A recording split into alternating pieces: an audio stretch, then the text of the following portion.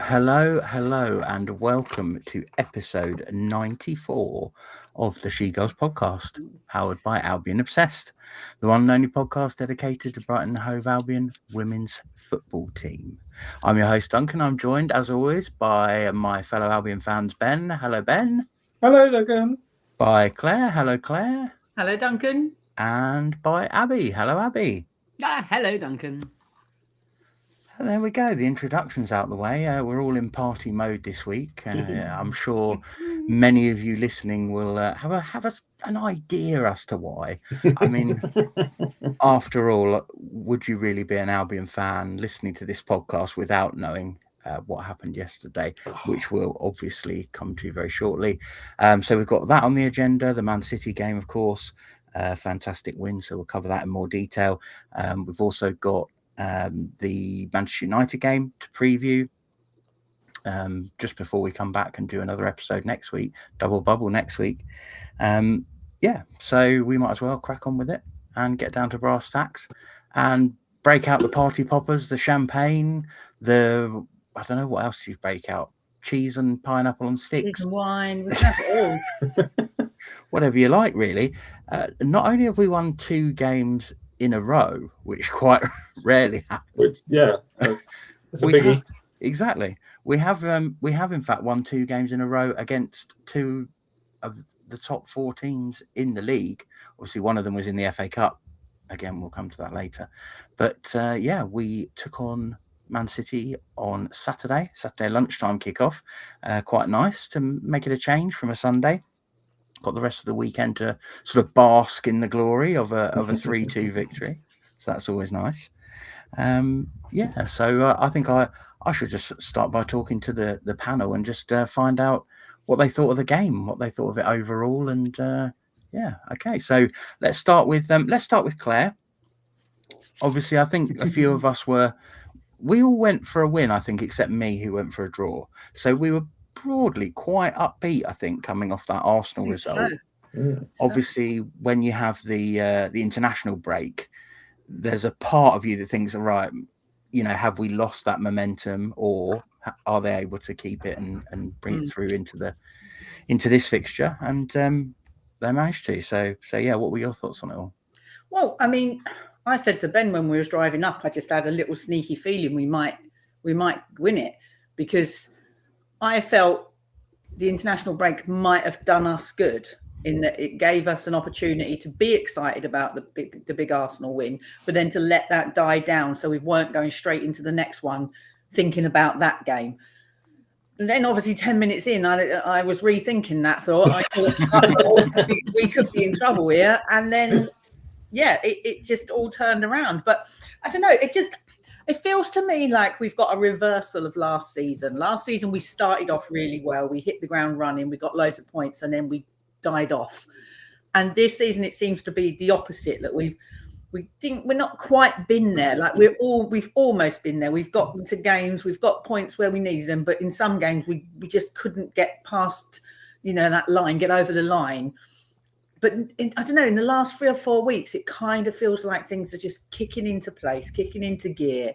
You're starting to see, like Maddie and Fran, they're working well together now. The little touches that Fran used to do, those little genius things that everybody else wasn't aware of and wasn't quick enough for, and she'd get annoyed with them. They're now coming off. She, that little back heel she did for Maddie's goal, Maddie knew that was coming. She knew that was coming, and she was in position, and she dealt with it. And it's been this, and the same with Kiko and Fran. They've been building this relationship on the pitch where you're seeing now Fran is throwing that pass through, and Kiko knows it's coming. She knows where it's going to be. She's chasing it down, and she's scoring goals.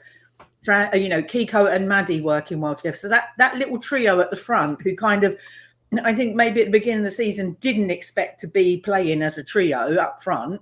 I've now really started to kick into gear and starting to have some understanding with each other, and we're getting some goals. And I think that kind of builds confidence, doesn't it? You've got confident playing at the back. You've got that now coming at the front. It's spreading through the team. It is a case of we are not done once we go one behind. We can come back from this, and we keep doing it. And it's just like, yes, just bloody brilliant. Just so exciting. I mean, you know, all right, first 10 minutes, yeah, we were absolutely dire. First 20 minutes, we were, as Fran said, but then it kicked into gear and we held on. That was the thing. We didn't get 5-0 in 20 minutes. Do you know what I mean? We were 1-0 down. We weren't playing great, but we kept it to that and we didn't let it get any worse. And then we got what we needed and then we were back in it. So yeah, just brilliant. Really good. Yeah, absolutely. You said it was a bit of an inauspicious start. I don't quite know why, because obviously that's something I think they've been trying to combat with this keeping the warm up going right until, I wouldn't say as late as physically possible, but not far off, because you're looking, you know, before you'd look at the pitch an hour before the kickoff and both teams would be out there warming up. Now it's like we seem to come out with maybe like half an hour or 40 minutes. And I feel like that is been put in place to combat this kind of slow start, because it's almost like, look, you know, do your little sprints and your little substitute runs and stuff and all that, you know, and then come off to kind of walk back out and then carry on where you left off. And I don't know why, but in this game in particular, it seemed to have the opposite effect. So I think we were all a little bit concerned with the first sort of 10 minutes. And I think obviously we grew into the game as it went on, but I don't think we really sort of started to put any of our own sort of stamp on the game until probably we equalised. I think it was almost like, you might remember the game we played against Man City at the beginning of the season at Man City. It was like a reversal. But we came flying out at that one and went absolutely phenomenal for that first 45 minutes, went a goal up, and then in the second half just fell apart. So it was almost like a reverse of that. We fell apart in the first half, but then came out and were phenomenal in the second half. So yeah, very weird. I don't know what they're going to do to fix it, but please do it by Saturday or Sunday, because I don't know if my heart can take another game like that. I don't know why, but every single team I support does that to me. So I think it could be me. You know, at this point you start to wonder, don't you? I mean, I do think one of the things that really helped, and you know, Ben can probably elaborate on this a little bit, was getting that goal back before half time, because I do think I think Dario was kind of getting ready to lay down some choice words at halftime, and I'm sure he still did, because knowing him, he doesn't, almost like the result is, I wouldn't say secondary, but he still will pick out issues even if we win. You know, but I think the fact that they were able to go into that second half with effectively a clean slate really helped, because I think if they'd had to climb that mountain from 1-0 down in the second half, you know, kind of all by themselves without having to being able to get Dario's sort of tactics and observations and stuff, then it would have been a lot more challenging. Yeah, Ben, what did you think of the game, and did you sort of see that the equaliser as a sort of a turning point almost? Yeah, I think sort of. I think it was kind of coming. It was already turning. It was a bit of an oil tanker, but yeah, I mean, it was that, you know, frightening first few minutes. I think it was like almost 12 seconds when you know, Moeka Minami sort of underhits a pass to Cheer and Bunny Shaw jumps onto it. Yeah, I think, you know, we weathered that, and I think a lot of it was to do with you know, they're sort of slightly profligate finishing, but also, I mean, Cheer, apart from possibly giving away the first goal with that wayward pass to Maisie, had an absolute blinder. And, you know, the number of one-on-ones, I think she had at least 3 one-on-ones with Bunny Shaw and Carolyn and kept them out. So I think because of that, we were able to weather it. And I think we were sort of gradually clawing our way back in sort of as the half went on. And then, yeah, I mean, I think it wasn't exactly a sort of against the run of play as such. Yeah, I think it wasn't really against it. I think the goal it wasn't quite coming. It wasn't like a big pressure thing, but I think it wasn't entirely unexpected. It was much celebrated, but I think, you know, we'd had a few sort of good chances and stuff, and yeah, and I mean, as Claire said, it was yeah, fantastic. But I think a lot of the first sort of few minutes or so was about Man City just coming out and hitting us hard. I think maybe we had the plan to hit them hard, and suddenly we found ourselves being hit hard. Again, everyone has a plan until they get punched in the face. But But yeah, I think we were sort of turning it around. I think by the half-hour mark, the game sort of was much more even. And then Bosh. That's I would say a good time to score is during the game, but but specifically, it is a good. I mean, just before half time is always a good time because they're going in sort of 1-1 instead of 1-0 up, and so their mood changes as they go over half time, and then obviously, again, you sort of hit them again as soon as they come out. I think Claire noted earlier on that both goals were scored in the 47th minute. Yeah. Because Maddie's first was at 45 plus 2, and then Kiko's was 47. When you hit them hard then again, and suddenly, it's like, well, and again, whatever their game plan had been for the second half, they've got to maybe think again. And then it didn't take us long to get the third one, and so it was amazing. But there were, you still could never relax, even at 3-1, I was still kind of convinced we were going to lose 4-3, and I'm sitting there thinking, well, no, we scored 3 goals. That's a great performance. We've scored 3 goals against Man City, which nobody else has done in the WSL this year. It was a roller coaster, shall we say? Yeah, I agree with all that, and I think like I say, it changes the mood in the camp. It puts them on a downer effectively, and you on an up, because we were able to go out and kind of start again, play our game, and all that sort of thing. Whereas like Man City were probably thinking, right, okay, we're cruising here, we're getting opportunities, we'll probably get another one, and then they're just gonna go away basically. We'll just play out the rest of the game sort of thing. And exactly like you said, Ben, the kind of everyone does what they want to do until they get punched in the mouth is very apt. I must admit, speaking to Dario after the game, he put a lot of the first half on us, on the Albion. He felt like Man City didn't really do anything that we weren't expecting them to do, particularly. He felt like it was our mistakes.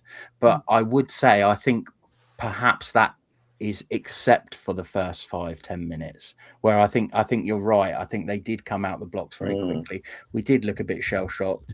But I think he was talking more broadly about the whole of the first half, that he felt, our play was almost to the detriment of ourselves rather than they were, absolutely outclassing us. Yeah, I think there were times when we gave the ball away because we were under pressure. Yeah, but there were also some sort of careless passes and that kind of stuff. And like I said, I mean, again, it's that sort of the what on earth, Merca Minami playing a ball that wasn't perfect, but that was kind of slightly careless. That she sort of completely underhit it and wasn't really aware of Bunny coming, which is not unforgivable, because I'll forgive Merck or anything, but I mean, that's uncharacteristic. Bunny Shaw is going to be charging at you.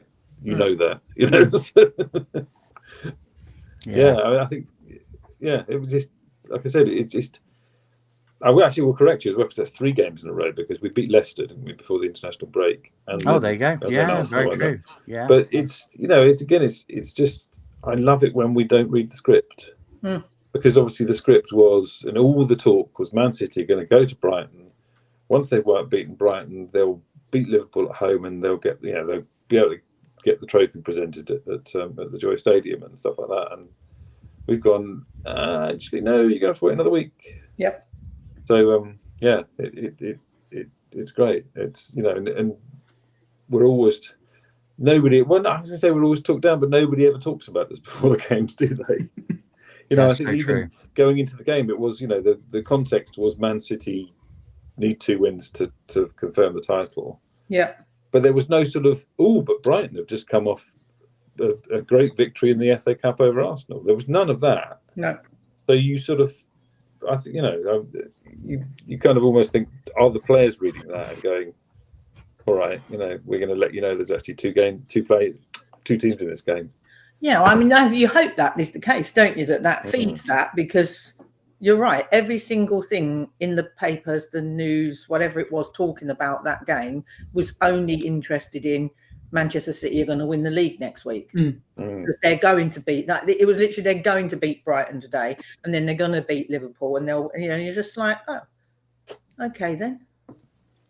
Yeah, I think it feels like almost whenever we are featured on TV or whatever, because of where we are in the table, I guess, if it's a team that's above us, it's always, and can they challenge for Europe or can they challenge for the title? If it's a team below us, it's always, and will they survive? And will they survive? And it's like they never talk about Brighton because it's almost like we're kind of not kind of it. Table nobodies really. Yeah, exactly. You know, as Ben says, like our daughters are not in the nativity. It's kind of a similar process. It's like we are neither, going to get to Europe. I don't think we can actually get to Europe now anyway, mathematically. And we're obviously not going to get relegated. So almost anyone we play, probably except London City and Aston Villa, are, the narrative is kind of, for the other team. For the other team, yeah. And I think I don't know whether that helps us or not. Only the players could probably tell you that, whether they like being the kind of not talked about underdogs or whether they sort of feel like they deserve a bit more respect. And I think in either case, they've probably got a point. Abby, I'll come to you. One of the things that Dario wanted to talk about, and I spoke to him briefly about after the game, was the belief that you can beat these teams. Because I've spoken to him many times over the course of the season, and maybe it wasn't the word belief, but there have been multiple conversations where he's effectively said, once the chips were down, as it were, we couldn't get ourselves out of that hole. We didn't think we would get ourselves out of that hole. How much do you think? Obviously, talk about the game. Your thoughts on the game, but how much do you think these results, even just these two results in isolation, can give the team, obviously to close out the season, but obviously to push forward next year? Oh, absolutely. Just going back on what you were saying, when I sadly had to watch this on television because of some emergency dental treatment, which was a bit annoying. But all the way through, the commentary was, the champions elect. And it was all about Man City. And then when our goal went, so I got home from the dentist just in time to see that first goal. And leapt around like an idiot and then wish I hadn't because it made my tooth hurt even more. But it was really interesting to see the sort of narrative from the commentators go, they're not going to win this game, Man City. And you could just imagine somebody at Manchester City with the trophy and all the ribbons, and they've sort of got it all out the cupboard watching the Brighton game, and then just very quietly putting all of that back because they're not going to need it at the Joy on Saturday. Because it just, the more we went on, the more I was like, we're going to do this, So that was good. But one of the things I noted down when I rewatched it this afternoon, and one of the things I noted down was that change in mentality that the team has gone through over the season. Because we were there at the Joy Stadium, and pretty much as soon as Fran went off at half time and they scored, it was like, yeah, that's that. And we've seen that a few times. Either we've gone up and then the other teams have come back, or we've gone down, or like at Tottenham, the result we didn't get the penalty. We should have done, but we didn't. And then it was just like, oh, shucks. And then sort of everybody went down a bit. But this time they almost grew in stature as the game went on. And I loved, if you haven't seen Fran's post-match interview on Sky, I don't know if you can now get it after the fact, but it was brilliant because the interviewer went up to him and was just like, and this long, complicated question, and Fran just went, well, we were awful. and Maddie next to her was just like, and she's very, very blunt, and it's lovely. I don't think they were awful for the first half, probably the first half of the first half. And then they just grew into it. And I think that is what we were saying all last season, and what we've said this season is about the mentality and getting that, positive thinking. Now, whether it's because people have gone away and played internationally and have had success and have come back and brought that into the team, or whether it's something the club's doing, I don't know, but it's working. And it's really good. And it's just bonkers, isn't it? We beat Leicester 1-0 and yet we can go and beat Man City 3-2. And that last goal of theirs was quite. I wouldn't say it was soft, but it was a little bit. It was a bit sort of dribbled over the line, didn't it? Yes, it did. I thought it was going to run out of speed at one point. Yeah. But it's just crazy. But yeah, the mental growth for the team is very, very encouraging, pushing on to next year. Yeah, I think actually to add to that, I was going to say that obviously we beat Arsenal the previous game, beat Man City this time. I think the fact that we went behind to Man City, and then because I think a lot of us in the stands, especially 12 seconds in, they get their first chance, right, and then they score after 4 minutes, and you're sort of dear, this is going to be one of those afternoons, isn't it?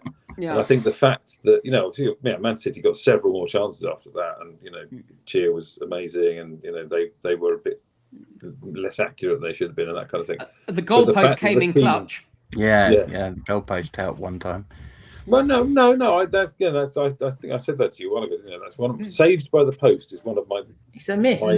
My real peeves, because it was slightly inaccurate. It was less a big inaccurate enough than net, wide. isn't it? It's a big enough empty net that she could have put it in and missed. You hit the post. Yeah. So they still rode their luck. You have to ride your luck, don't you, in this game?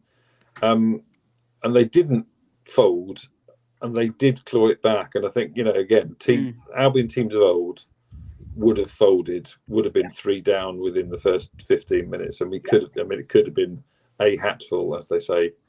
But the team, basically the spirit in the team, rode the luck. Kept the fact that it did stay 1-0 meant that they still had the good opportunities to come back, and they did come back, and that's more than winning 2-0 at Arsenal. Coming back from 1-0 down against Man City is a huge thing for me, I think. I think the interesting thing, or the sort of narrative you can follow with winning at Leicester but only winning 1-0 is that we play better against teams who come out and play against us. Yeah. I think that's, funnily enough, that's the same with the men's team as well. I was talking to my good friend Crunk Chocolate on the Shades of Blue podcast before the match against City, and one of the things that he said is he has a real soft spot for Brighton because we don't sit in 2 banks of 5 and desperately try and hit them on the counter. We actually come out and play against them, and he said in his opinion that is the way to beat City. If you just defend, eventually they have such quality they'll get past you. Now obviously we've spoken before, we're a bit light up front, and I think that's why when teams like Leicester sit in 2 banks of 5 effectively in front of us, we have sometimes struggled to put them to the sword. We might get that goal, but we can't necessarily rack up 2-3, make it comfortable. So I found that really interesting, and I think that is the way that you are going to beat these big teams, is to come out and play against them, play your own game, play to your strengths, rather than completely adapt in order to just basically block the opposition. I think it's sometimes as well. I was talking with John and Ben on our side at the game, and I think sometimes when you play the bigger teams, they often have spent their budget and their money on attacking players, and they have a real frightening attacking midfield and attacking forwards, and so they normally get 3-4 goals, and they don't really have to worry about their defence. And I think when you look at Chelsea and you look at Man City, defensively they've got good defences. They could probably have better. But they don't generally worry about it because they don't need to. Most teams it's not going to happen. They're going to knock 3-4 past you, and you might get 1, and that's okay. They'll be all right with that. And so I think when they do come up with a team like Brighton, who have really, really worked hard to get a really strong defence in play and a great goalkeeper, and we can pass that ball about and get something out of it when we're really, really on it, that then puts them in a little bit of jeopardy. And I think that's why we've beaten Arsenal the way we did last season and this season. I think it's why we've beaten Man City at the weekend. And if we come out and do that again at the weekend, having watched Manchester United play Spurs yesterday, I think we could do them too. But we have to be brave. We have to turn up and be there from the first minute of kickoff. Yeah, absolutely. I think maybe we should go through the goals and sort of have a little chat about them. I think probably including the Man City ones as well. So we'll start with Ben on the first goal.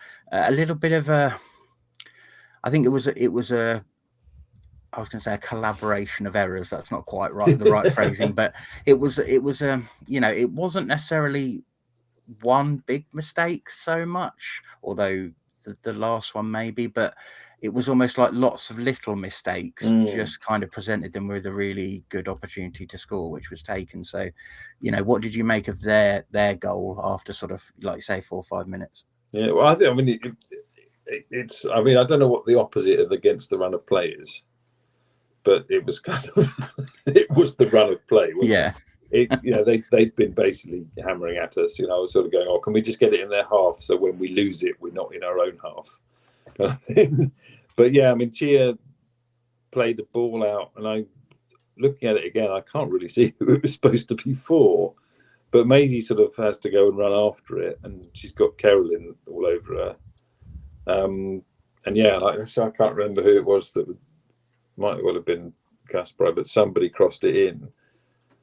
And then Caitlin won it, but then lost control of it and ended up almost passing it to Carolyn. She tried to sort of poke it away, didn't she? But she got no distance on it, unfortunately. Ended up just poking it straight into the path of Carolyn, and she just basically, I think it might have got a slight deflection of Caitlin on the way in, but I don't think that made much difference to it. Just put it in the top corner. So that's the thing, is you don't give it to them in that position. So like I said, it was one of those things. I'm sure, like I said, the team is resilient, and the team would have been kicking themselves for doing that, but not, maybe about 2,000 people around the outsides of the pitch were thinking, "Oh dear, here we go again." But hopefully our team wasn't. But it was sort of a bit calamitous in a lot of ways. But it was the result of an enormous amount of Man City pressure. They've just been at us, basically since the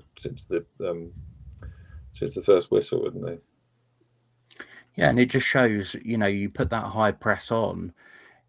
In theory, and for a lot of teams, this is true. Your defense are going to be the worst players at passing it and dealing with pressure, and not always, but by and large, they tend to be your worst players on the ball. So if you can get high and make them have to make difficult, challenging passes, moves, clearances, etc., then obviously you can really take advantage of that. So I think that's exactly what Man City did. Obviously, we've spoken about the first half. It was, we got better. We grew into the half, but we were still having to. We had that really good chance on about 12 minutes, didn't we? That Kiko crossed it, and Fran got a little flick on it that was, I think, deflected by Jade Rose, and that basically pulled a really good save out of Yamashita. Yamashita. She was almost diving the wrong way and had to put her hand out. So that you never know. That could have been 1-1 already, but it wasn't. Yeah. But the next goal in the game was the equaliser in injury time of the first half. So Claire, take us through that one, or certainly the kind of the denouement of it all. Well, it was just lovely, wasn't it? Because it was one of those moments, we've seen flashes of it, where when we get on it and we are able to just pass, and it just went all the way through, and then it comes out, I think it comes out to Kiko, who knocks it to Fran, who just does this genius little sort of half a back heel straight into the path of Madison, who I think was one of the players that started it off in the beginning. She passed it through and in, and then carried on her run, and then she takes a minute, and you're all like, oh no, she's took too long, and then boom, just whacks it in the corner, and you're just like, yes, just it was just a really well worked goal, I think, and I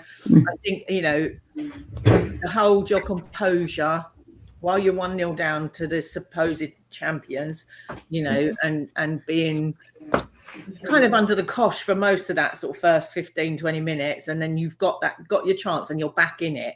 Like that was just, you know, that for me was the turning point, was just having that, Maddie having that composure to actually just get the goal, not kick it anywhere, not panic, not, you know, just finished off that whole move perfectly. It was great. Yeah, it was actually Charlie that made the key pass, which yes, which was nice because she didn't have a tough first half, didn't she? To us, she looked exhausted. Yeah. She looked like she was absolutely run off her feet, and we all did kind of comment and be like, why has she been picked? Because she clearly must have been training. Like Hemp was just flying past her. Yeah. And she was huffing and puffing. I mean, the poor girl's been flying here, there, and everywhere, all over the place, playing 90 minutes for Australia. I think the Kenyan heat looked like it had caught up with her. You know, that was all. Yeah. Just. But and again, I suppose the nice thing about that goal from Maddie was that, pass from Charlie, lovely flick from Fran, and it almost got stuck under Maddie's feet. Yeah. And she was trying to claw it out, and as she's doing that, the entire Man City defence is kind of diving one way, and by the time she's sort of got the ball from under her feet, she just puts it in the opposite corner. It was great. It's sort of again, sort of the opposite of the calamitous stuff up the other end. We accidentally sort of got ourselves in a good position. Yeah, I think the word I was thinking of when Claire was talking, and then you went ahead and said it. So I'm sorry. Great minds. No. It was Claire that said it. Actually, was composure. I think that is the key sometimes, and that is what Fran brings. And obviously, it was Maddie that demonstrated it, but in particular, I think it exudes from Fran almost, which is she just has the ability to remain calm. You know, when she's in the box, and that is a really underrated attribute, because it's so tempting if you get the ball anywhere in the box and there's half a second, it's just to shoot, just to blast it out goal, and not really look where you're shooting, not really look who's in front of you, all that sort of thing. And I think, you know, you saw the little touch from Fran, which again, you know, played Maddie in really well. Maddie could have had a swing at it straight away, and it would have just hit one of those defenders. But it kind of almost was. It did almost get stuck under her feet. But I think also she almost fought the instinct to hit it straight away anyway, and that was why it did get stuck under her feet. And that had the result of everyone panicking and trying to jump in front of it, while she just waited and kind of, I guess, out of the corner of her eye. If you watch the highlights, they show a really good angle kind of down the pitch, which shows that corner was probably the only place she could have hit it where it would have gone in. Otherwise, she's hitting the defender or it's going wide. So it was almost like that sort of split second where she sort of takes it, gets it out from under her feet, was the split second she needed to identify where the ball needed to go to score. And that's what she was able to do. And I think that's something we need more of. And I think that is why we've spoken so many times before about needing a striker, you know, and great if Maddie can kind of be that for the time being and hopefully help out in that department in the future. But that is what you expect from a striker, is to be so used to getting in those positions that they're not acting on instinct almost, you know, or if they are, it's because that situation calls for instinct, you know, and that situation with Maddie called for some composure, some time and placement, and that's exactly what she did in that order. So that was, you know, really, really pleasing to see. I'm going to go to Abby now for the goal after half time. Yes. Kiko. Give us your sort of thoughts on that one, recollections. Well, this is one I think's been spoken most about because of just some genius work by Fran. But actually, if you go back a few bits, this started straight from Chia. Because rather than passing it out the back, which sort of got us in a little bit of problems in the first half, she gives it a good wallop down the pitch. It bounces around a few people in the middle. Then it goes from Chankovic to Kirby to Seiki and in the goal. And the genius bit of it is that where you've got, now people on audio won't be able to see me waving my hands around, so apologies for that. But where you've got, I think it's Greenwood, who's sort of trying to defend and close down. Everybody, including Alex Greenwood, thinks the ball's going to go in front of her, and Fran just knocks it behind her. You can almost see Greenwood going, "Brilliant, thanks, Fran." And then Kiko, because she's got that pace, and this is where the team knowing each other really works, because she's got that good turn of pace, she can just nip behind her, picks it up, and puts it through the goalkeeper pretty much. It's a gorgeous goal, but again, it's another really nice team build, from Chia. As it bounces around a little bit in the middle of the field, but then it goes from Chankovic to Kirby to Kiko, and then in, and it's lovely. So yeah, definitely one to watch on the highlights. Certainly for the commentary, which we all found very interesting. Yes, indeed. There's a bit of a misidentification, wasn't there? Yeah. Certainly on the, I think it was misidentification and a bit of mispronunciation. Yes, so it's well worth going and watching. It's all mixed in, basically. But yeah, I mean, I think if I remember correctly, it was basically the same pass that played Kiko in against West Ham. Yeah. Which was, instead of, they actually talk about it. If anyone was a fan of the women's football show, we were kind of saying how well that was analysed by what was the player's name? Nia Jones. Nia Jones, former Welsh international. Yeah. She analysed it really well, and one of the things she pointed out was it would have been so easy for Fran to just play that ball out to Kiko on the wing, but then she would have faced, Greenwood, would have been able to get back and face her up, and probably would have ended up going to the box at some point, who knows. But by playing the sort of square ball in behind, it meant that Greenwood had to almost stop and turn round, and by that point Kiko had already got in behind her, so she had no hope of recovery. And then it just became, and I'm actually a big fan of these finishes, is if it's point blank range, I understand the thing about the goalkeeper, shouldn't be beaten at their near post. But if you're that close, as long as you do not hit the keeper and you get it on target, it's in. Because they have not got time to move anywhere. All they can do is to have their best guess, stick an arm and a leg and another arm out and kind of try and block it. But if you beat the keeper and you hit it hard, that's in all day, and that's exactly what Kiko did. And I think that should give us some confidence. I've seen her square it before in those situations, and normally to the detriment. Normally it ends up being sort of dealt with. So good on her for having a try, and hopefully she gets in those positions again. She'll have faith that she can get a shot on target and either make the goalkeeper have to produce an incredible save, or we get the goal. So that, again, fantastic. We'll go back in reverse order then. So Claire, did you want to take the goal to put us, I can't believe I'm saying this, 3-1 up? I mean, as you just said, I think it was pretty much Kiko running down, wasn't it? And she does square it. And she squares Not it to her detriment, but slightly backwards. And there's Madison Haley again in pretty much in exactly the same position she was for the first goal when Fran knocks the ball to her. And she just whacks it, like you say, she just hits it hard because she's really close, and the goalie does kind of get something on it. But it's, instead of it boinging off all, miles away, it goes up in the air. So she's like, I'll have at it then. And she does, and she gets her head to it, and boom, in it goes. And it was joy to watch Alex Greenwood and Kasparov, or whatever her name is, just kicking the ball away and stamping the floor and just being really, really annoyed. Because, at that point, 3-1 up, I think, we were all thinking, this is Arsenal last year. This is Arsenal again. We've got this. And, just really, really excited for Maddie as well that she got, 2 goals. So it would have been nice if she could have got the third. But, just brilliant. Yeah, it felt like about time that we had a bit of luck. Yeah, because so many times, I don't know, we've had sort of chances like that where literally we'd have, Maddie would have hit their keeper, bounced out to one of their players, they would have gone down the end and flaming scored. So it was nice that one just went straight up the air. Yeah. I don't know how much of that actually, the determination for Maddie there. She's like, she's jumping against. Like Yamashita's just about got up, but she's jumping against Kirsten Kasparov, who, there's sort of not much of a contest really.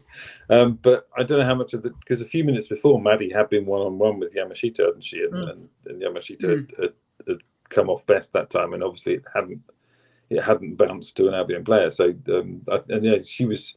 I think she's obviously she's quite self-critical, and I think she looked really disgusted with herself for not scoring that previous chance. So I think this time it was like, nothing you're going to do, Yamashita, is going to stop me from getting that ball in the goal. She did. I think she did make mention of that after the game. Actually, the fact that she missed that other one. So it was obviously on her mind. She was wanting to get another. But I mean, we've spoken before about her ability to jump, and I've said for a long time about her ability to win headers would be very useful as like a centre mid. Obviously, we're okay for centre mids. We need strikers at the moment, but that kind of reared its head. She's not the tallest player, but she seems to just have a real like leap on her, where like she'll out jump, much taller players and stuff. And I think it is almost like that sort of desire. It's just you're not getting this, I am, sort of thing. Yeah. And that was very much what we saw for her to sort of nod it in from short range. Funny enough, what you're talking about missing goals. It's something that was mentioned last week, that again, all of the photographers were behind our goal because they were expecting Bunny Shaw to start smacking them in. And there's like, I've just got it sort of on here on the Instagram thing, just on repeat. And there's like one photographer, which is presumably the Albion photographer. Yeah, I assume. Yeah. And then they did that against Arsenal as well at the FA Cup. They've literally, if you look at it, it's a whole bank of photographers down the other end, expecting that Arsenal's going to come out in the second half and whop us. Yeah. So they did the same with City. Yeah. And again, they missed the winning goal. And they'll do the same at Man United as well. I expect so. Yeah. So Ben, only one goal left to talk about. Probably not a ton to say about this one, but obviously Bunny Shaw does Bunny Shaw things, and gets them back in it at 3-2. What did you sort of make of that goal? I think it wasn't. It was kind of inevitable in that it was Bunny Shaw, but I think balance of play, it wasn't necessarily inevitable, but they were starting to sort of try and claw their way back and things, weren't they? And kitchen sink is the word you'd use. And Benet, whose first name escapes me, had just come on. Iman, yeah. I think she'd sort of made a bit of a nuisance of herself when we played them up at the Joy Stadium as well. Quite difficult to handle, but she plays a really nice pass to Bunny, and I think it's almost bizarre because it was probably the toughest chance that Bunny had. But she can see about 3 inches of Chia's goal at the far post, and she puts the ball in that 3 inches of goal.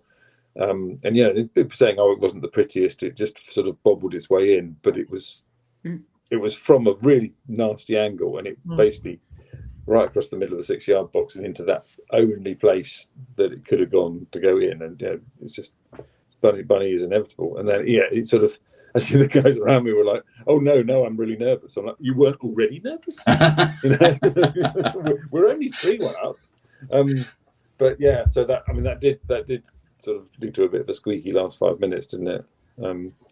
But although actually we sort of might have got a couple ourselves in that last few minutes. Yeah, I thought overall, maybe with the exception of, I think they had a corner which Yamashita came up for and then got her head on, which wasn't going on target, but I mean, it could have hit someone's leg and gone in, or who flaming knows. But I think other than that, it was a lot of like, well, we're trying really hard but not getting anywhere, sort of thing. So I mean, I was nervous because that's what sport does to you. You're 1 goal up, they're attacking, they're Man City.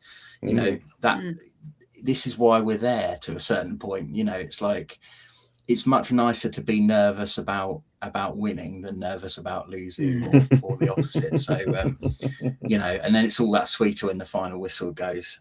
Although, again, why do we keep getting ridiculous amounts of injury time? Because we're playing the top 4 and they're playing it on for them. Yeah. It's crazy. I watched another game where someone got stretchered off, I think, and there were a couple of, sort of goalkeeper going downsies, and there was 6 minutes of extra time, and I thought, I don't think our game had either of those things. And we had 8 minutes of extra time, which I think against Arsenal, what was it, 8 or 9 minutes? And again, I don't think anyone there'd been a couple of, you got to knock, stretch it off, blah, blah, blah, maybe a couple of minutes. But, 8+ minutes, I'm thinking, who's got carted off to hospital? On commentary, They're sitting there having a lovely natter, and they're like, oh well, there's not been very much happened in the second half, so there won't be too much added time. Yeah. At which point, Lisa Ben holds up 7 minutes, and they're like, oh, but we're going to have 7 minutes. And they were trying to work out where this had come from. Yeah. I mean, there So, were several kind of substitutions. So you're supposed to get 30 seconds per substitution, aren't And you? goal. But other than that, I mean, I think right in that attack where the corner where their goalkeeper came up for it, obviously I think it was Maddie went down, got a bit of a knock, so she was down for a minute or so. But I mean, you're kind of like looking at the board and you're like, are you real? For real? Yeah, I think Yeli Chankovic had a bit of time down with cramp, we're told. So that's because again she pulled out of the Serbian squad, didn't she? So possibly a bit short on training this last few weeks. But and I think I think there were a couple of stoppages, and obviously there were 3 goals and Chia went down in the first half. Yeah. And she it was something to do with her shoulder, but she was moving that around quite a lot during the second half. I think that might have been our chance to have a little break and Yeah. because we needed it at that point. Anyway, we got good value because we got 8 extra minutes of beating Manchester City. That's very true. Yeah. I always look on the 8 extra bright minutes side. of a coronary, but 8 extra minutes of beating. Always look on the bright side. That was very strange. That corner at the end, because they I forget who it was. It might have been Lauren Hemp or something like that. Just put in a cross, and it was sort of curly. Went across the box far too high, and it sort of trickled out. And Chia followed it and was trying to shepherd it out, and it wouldn't go. And it eventually stopped about 2/3 of the way over the line. And I think whoever it was she was up against basically managed to nudge her so that she ended up knocking it out for a corner. And then obviously, Yamashita comes up for the corner. And this is something that Claire noticed on she sort of told me about the way home. That Yamashita, I'm not sure how much contact she gets. And obviously, Chia basically catches the ball quite low and goes down into the sort of Mary Earps position. But meanwhile, Nadine Nordam has noticed that Yamashita is still lying on the floor. She was like Olympic sprinter speed. I mean, props to Nadine for she was like, that goal's empty. In fact, you get that ball up, I'm on it. But they didn't see it because obviously Maddie was down, and fair enough, why not just see it out? But if Chia had been able to just boot that ball into their half, Nadine was on it. She was gone. I spotted her, and what I thought was funny was she was running, and this I sent the guys a gif of it. She very much had the look of the Flash, where he sort of runs with his hands, very much like that.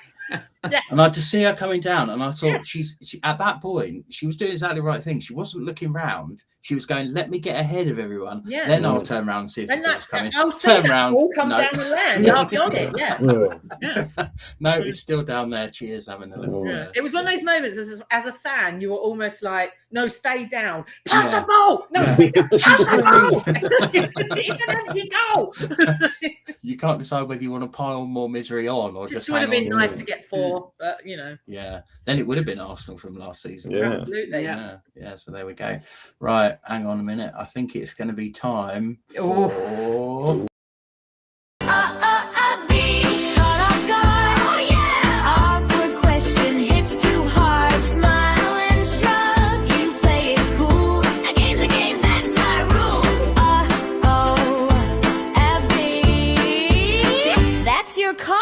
Surprised by women's football. There we go. Have a nice little boogie while that's going. I know. Well. They're all earworms, aren't they? Yeah. Yes. So here we go with the awkward question for this week. We're speculating, obviously, throughout the season as to why Maisie Simons hasn't necessarily been called up to the England senior squad. And I was doing a little bit of digging and found out that although I think she's played every WSL game for us, not quite every minute, but started every WSL game for us, she actually has no goals and no assists this season. So what would you say in a game like this against Manchester City, what would you say she brought to the game, bearing in mind she's been kind of struggling to kind of have that impact going forward? That's an awkward one, isn't it? That is awkward and hard. More awkward than last week. I'm doing my job. Yes.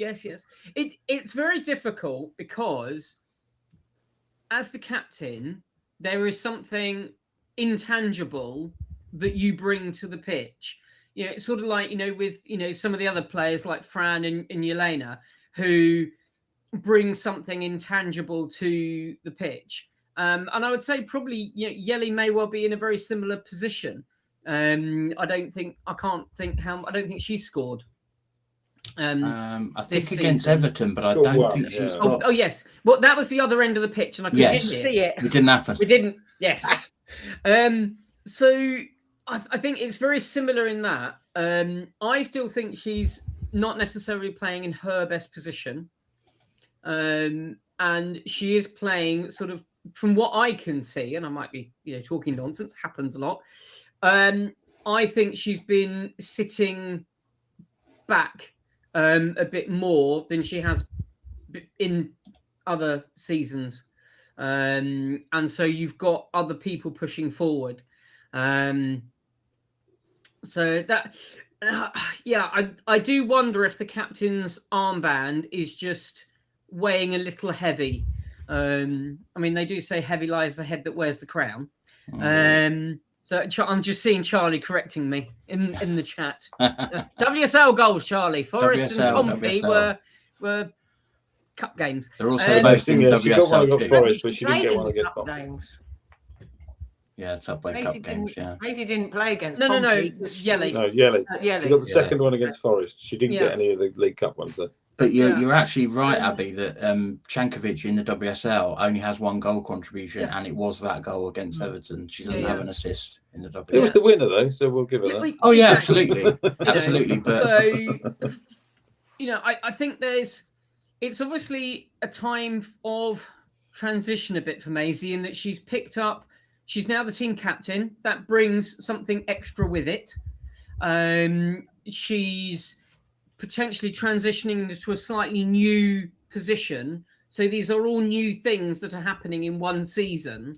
And we don't know what losing Dario for that period of time was. We all completely understand why that had to happen.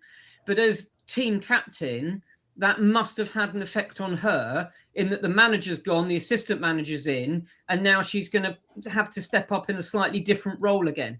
And that's all probably, as well as her own feelings, with Rado and Dario and so on. So that's all probably linked together. And I think sometimes it's very difficult for us to realize what people bring to a team when all we see are the 90 minutes on the pitch. And I think Claire and I had a really good discussion about this when we were talking about the Euros. Because if you talk to Chiara Keating, didn't play a minute of the Euros, but if you talk to the squad, they'll say how influential she was in the dressing room at keeping spirits up and bringing something extra to the team just by being in the squad. And I think, that's possibly what we're getting with Maisie this season is we might not necessarily see it on the pitch, but it's going to be elsewhere in the building, in training, in the dressing room and so on, even though it's not necessarily translating into goals and assists. And hopefully, if we can, if she stays in the same position, captain and where she's playing on the pitch, she's more used to it next year and can then build on and move on. So was that a good enough answer? Yes, yeah. No, good. Go on, Ben. I was going to say, I think I'd like to see her playing more as an 8 than a 6, but she does seem to be playing 6, and I think that tends to be not great. I mean, Kira Walsh, obviously the great lioness, is number 6. Who wears number 4? It confuses me that we talk about numbers. But Kira Walsh, basically, she just got her 100th cap. She only scored her first goal for England about 5 or 6 games ago. Yeah. Obviously, I think she gets more assists. I don't know the stats. 3 But goal Maisie's- contributions, 2 goals and 1 assist this season in the WSL. So so actually more goals than assists. Yeah, Maisie's playing further back, so I think she's basically, she's spraying out these great passes. I think yesterday was a tough game because she's up against the Man City midfield, and I did again I think 2 of her rivals for that England spot, Laura Blinky Brown and Grace Clinton both played, and I think Maisie made both of them look not as good as her. I'm not going to say ordinary, but I think had Serena Wigman been watching that game, she might have gone, oh, maybe I should give Maisie Simons another look because she's playing really well today against a really good side. And she does, she makes those passes. There's a lot, I don't. Again, the whole assists thing is a bit mad sometimes because literally, you get that Purvis Stupinian pass in his own half, 2 yards to. Maddie assisted her own goal on the weekend, didn't she? Do you know what I mean? If you're looking at it properly. Yeah. So he, there's lots of sort of key contributions he's had that I don't necessarily think they go down on the stats. Yeah. Like the 4th goal against Leicester at the Amex is that absolute pile driver of a shot that Kinga Shemik can't hold on to, and then Kiko just gets a tap in. But that doesn't count as an assist because Kiko Shemik touched it. So it's a strange thing, really. I think, but I think Abby is right to a certain extent. I think the captaincy does make her sort of.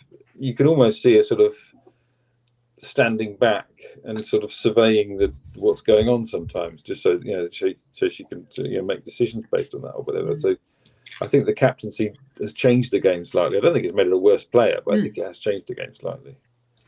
Yeah, I'd go along with that. I think actually there's like tiny things that you pick up here and there where it kind of makes more sense in context.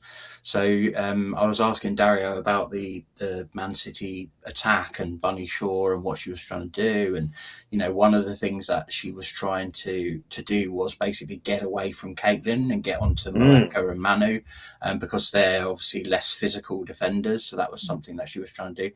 And he was talking about, I'm not sure I might have to get him to sort of clarify exactly what he means, but he was talking about showing passes. So I think he means like looking like you're going to pass to one player and then passing to a different player. And he was saying that one of the tactics was to use Maisie kind of as that kind of shield for the defense and get her to kind of be able to do that. That kind of whole procedure of getting the ball from the defense and giving it to the players further forward, whether it be her midfield colleagues or the attack, and also mixing in some sort of different passes and things like that so that they didn't always know what we were going to do. And I think that tells you that she has a real defensive responsibility. Dario is not kind of asking her to get into the box late and things like that. I think that probably is more Yele's job. But actually it's probably Fran's main job, if that makes sense. So I think Yele has a little bit more license to roam than Maisie does, but it feels like almost Maisie is part of that defensive game plan.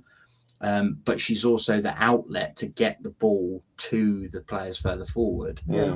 But I think that sort of naturally handcuffs her a little bit to the defense. So you very rarely see her in the box. She's more on the periphery, and she's not even necessarily the most attacking midfielder outside the box. That would be Yele or someone like that. So I was going to say, I think it'd be interesting to see what the stats are on assists of the assists, because I think that's where Maisie is playing. Is she's the one that's starting it off?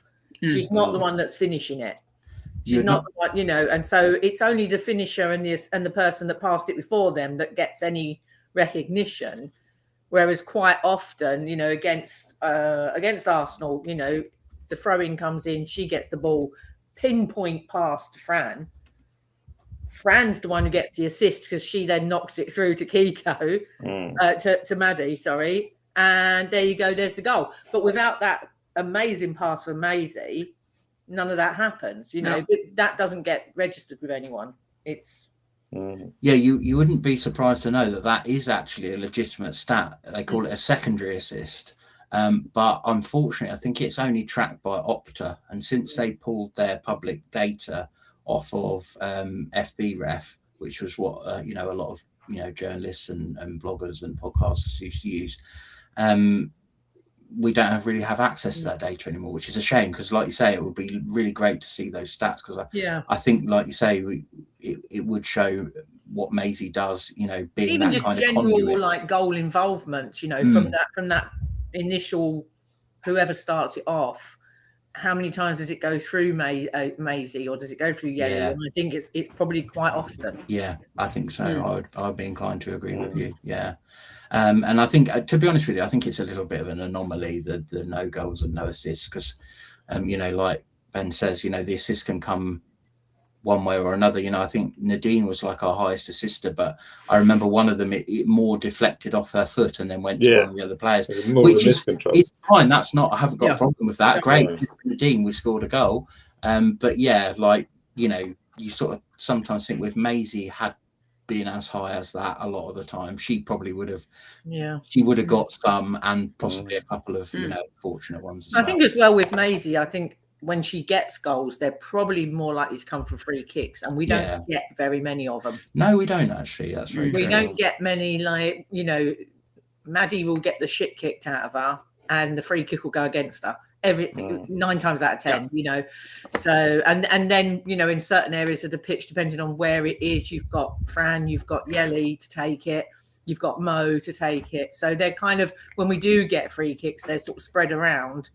I don't think, maybe Maisie could be a bit more like, I want to take it. But again, if she's the defensive midfielder, she's not really going to be putting herself out for that. She's going to sit back and you get on with it, and I'm here to sweep it all up if it goes wrong. So I also think she's a fairly unselfish player, which is probably why she's a very good captain. Because you can't be having a selfish player as a captain, because that just doesn't, in my mind, that doesn't work as a leader on the pitch. But I think she is, one of those people that if someone else has got a better option, she will give to them. Rather than potentially pursue it herself. So all combinations of these things. And I think we can't really discount that, off the pitch, the team's had an awful lot to deal with. And as captain, a lot of that will fall to her as that link between management and the players and the executive side and the players, and sometimes even the fans and the players. She's always talking to us after a game, win, lose or draw. Other players have got the opportunity to go, yeah, thanks, bye-bye, we're off. She's always there. She takes an awful lot on. I've been very, very impressed with her this season with what she's done, and how she's sort of matured into it and so on. And I'm, just really hope that we get the news that she's signed on for another, 5, 10, 20 years, however long. I mean, that's part of it as well. She may well be deciding what she wants to do with her future. And that may be playing in the back of her mind of, am I staying, am I not? It's a big decision for her. Yeah, I think we'll hope she does, because, she's still a young player. She's still, I think overall, broadly, she's been a really good captain, a very positive captain. And I think especially in at times like these, when we're beating and we're challenging the top sides, you need that positive, influence and stuff, because you don't want to lose the momentum by, one game goes awry and suddenly it's everyone's Debbie Downer again, sort of thing. So, no, I think it is a bit of an anomaly that she has no goals and no assists. I think the only thing I would say is I do wonder if there's a few people in the England setup who are using that to knock her a little bit. And I think if they are, they're misguided. They need to see her play more and look at the stats less. So there we go. Anything else on the Man City game we wanted to? I don't know. I was going to say a word about Caitlin. I mean, you did mention that Bunny was trying to get away from her. Yeah. And I think, it is. And, people are just starting to notice her as a player as well, because, again, stats-wise, she has won 95% of her aerial challenges this year, which is absolutely ridiculous. I mean, yeah, she is, she's 6 foot tall, but that only makes her like an inch or so taller than like Maëlys. Bunny's not quite 6 foot. Maybe she's 5'10", 5'11". I'm not sure, but if the ball is off the ground, I mean, she headed something about knee height. Yeah, but she never met a ball she didn't think she could head. Yeah. Other than the first sort of few minutes where we were kind of all over the place, she virtually had Bunny in her pocket. That's why, Bunny had to score from that angle because that was the only way she was going to get the ball in, really.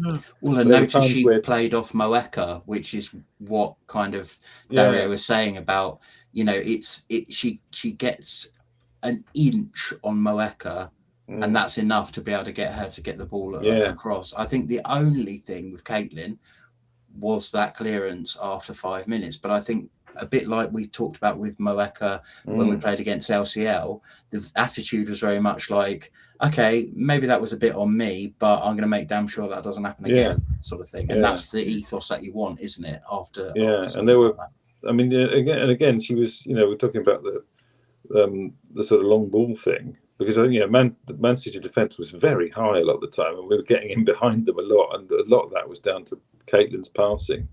And again, it's that thing that she's so powerful that she can hit the ball a very long way, but put it on an absolute sixpence. Whereas most people might actually hoof it and lose a bit of the direction because they put so much effort in. Because she's got that power, those howitzer boots of hers, she can put it where she likes. And I think I'm trying to remember if she didn't actually get any of the sort of assist, assists or whatever, but there were a few chances. She created some really good chances, putting it over the top for Maddie to chase, or over the top for Kiko to chase. And it wasn't just a hit and hope. It was putting it in exactly the spot she wanted it to. And also, Charlie's just mentioned in the comments. I think Charlie Rule had, I think she looked tired. She looked off the pace. I mean, she did get that sort of meaningful contribution to the goal, but she was actually having a really horrible time particularly against Lauren Hemp, who, I think Charlie's not blessed with an enormous amount of pace, but Lauren Hemp obviously is. And so, Charlie having an off day is nowhere near Lauren Hemp. And I think Rachel McLaughlin came on at half time, which I think, we were all feeling was probably the best idea. And Rachel McLaughlin absolutely had Lauren Hemp in her pocket. She was getting crosses in, but the one thing that she was managing to get to the byline and get crosses in, but they were rushed. Every single ball that Lauren Hemp played in the direction of our box was rushed because Rachel McLaughlin was all over her. And I mean that in a very fair way as well. She wasn't able to kick her or anything like that. She was just keeping up with her. She was shepherding her. She was blocking her. And that, that's one of the best games I've seen Rachel McLaughlin play. I don't know if Dario did necessarily say man mark Lauren Hemp, but she took her out of the game, and it was fantastic. I think that's also, you could look at that, and in hindsight, you can say that's almost a game of matchups. We're talking about Bunny trying to get on our smaller defenders. Well, Lauren Hemp would have looked at Charlie Rule and thought, I can put her on roller skates. And that's kind of what she did. Yeah. Whereas with Rachel, pace is one of the things that she's not lacking for, really. She is a good defender. She's probably not as good tucking in at centre back, but we played 3 centre backs, so she didn't need to be that presence. She essentially, exactly like you said, needed to marshal Lauren Hemp, and she did. And I think that was one of the positive things about the game in general, was there were several players who basically did nothing. Kirsten Kasparov did nothing. Well, again, the whole game. And when you can when you're looking at the opposition, you're going, right, these are the threat, and then they're not getting on the ball, or they can't do anything. I mean, Kasparov got taken off. And you wouldn't do that if you thought she was, getting any joy, would you? You'd be right, carry on. But they took her off, so that tells you something in and of itself, that she just wasn't having any joy, like you say, against Marissa. And I do think, as a unit, and keeping that unit going from game to game, even if it's with 1 or 2 tweaks to personnel, but having this 5 5 at the back or 3 at the back with 2 wing backs, we seem to be much better as a unit right the way from back to front with that in place. So I think we've struggled with that all season because we've always had at least one, if not 2, of our sort of premium defenders have been unavailable. So we've had to go for a back 4 because that was where we had fitness. You know, we could play Rachel, we could play Marissa. Marissa, like we said, I think bar maybe a couple of minutes in one game, she's played every minute of every game, which is incredible. You know, but we had to utilize them as fullbacks because we didn't have the depth at centre back, or you know, they felt that the quality was better in the defence by playing a left back and a right back. But the last couple of games where we've played 3 at the back, I mean, you know, granted City got a couple past us, but I just think we're just a much better unit, a much more solid unit. Everyone seems to know what they're doing. Like people are in the right place for the right balls and things like that. And you know, I think although the passing at times was a little bit iffy on the weekend, I think it was more them trying to be a little bit too clever from time to time, and you know, they were looking for a run that wasn't really there, or you know, and they tidied it up as the game went on, I would say. So yeah, anyone want to shout out anyone else? The referee, I thought, had a relatively good game. No major complaints. Didn't give us a penalty, but didn't give us a penalty. She gave Fran a booking for something that Fran was 100% right on. That there's no way that Kiko fouled anybody. That was she was through, and you know the ref got that wrong. But yeah, she was hot on the technical foul, so she booked I think Carolyn for kicking the ball away, and she booked at least Fran, maybe someone else for dissent, I think. But she had a very high threshold for fouls. The little niggly, the tiny pulls, the little niggly. I didn't, you know, like it is technically a foul, but it didn't stop you doing anything. She was letting all those go. And I think one thing we preach about often is consistency. And that was what I was pleased about was, although we didn't get the penalty, on the basis of how she'd made all the other decisions in the game, it probably wasn't a penalty, if that makes sense. I mean, you know, it's the same with Charlie's booking, isn't it, as well? I was a little bit, from where we were sitting, you saw it and you thought, oh, that's a bit of a tangle of one person tall and one person short. That's all it looked like. And the ref looked like, I'm just giving a free kick, moving on. And then all of a sudden, Yui Hasegawa starts doing all of this with her hair. And then suddenly the referee's blowing a whistle, calling Charlie over and books that. And you're just like, what?